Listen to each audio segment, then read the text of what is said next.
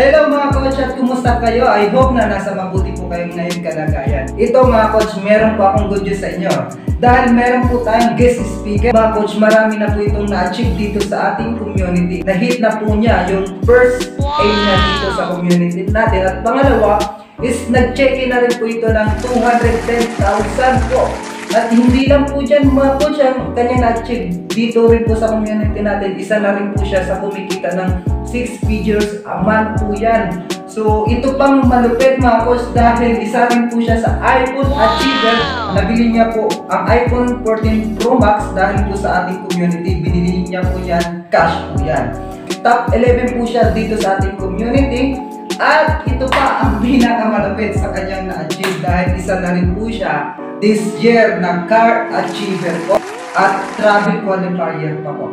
Tara po mga coach, samahan niyo pa ako at mag-attend po tayo ng kanyang mentoring dito sa office natin sa Bicol. Kailangan mo siyang trabahuin. At syempre, hindi naman yun sa isang prayer lang, ibibigay agad sa'yo, o ito, yan.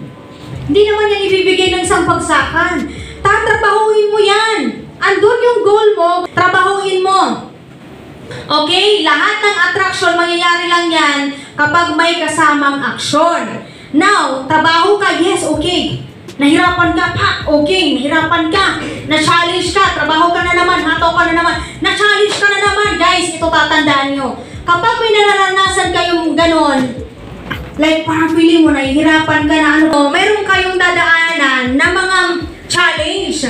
Okay, hindi naman ako pwede mag-sugarcoat sa inyo na lahat puro magaganda, di ba? Lahat tayo magkakaroon ng magagandang resulta. Pero syempre guys, magiging deserve mo yan kung ikaw mismo tanggap mo sa sarili mo na okay lang masaktan ka. Okay? So, eto, pag kung kailan ka bibigay guys, doon na yun ibibigay. Pag malalim na yung grabe, naghirapan ka na, napapaiyak ka na, gusto mo na Lord, sige na, ibigay mo na sa akin. Di ba yung napapaluha ka na, pinipray mo na kay Lord, gusto ko na talaga Lord, ibigay mo na sa akin. Pero tinatrabaho mo pa din. Di ba yung feeling napapaiyak ka na, huwag kang sumuko, bakit ibibigay yan sa'yo? Di ba? So bibigyan ka na ng magandang resulta.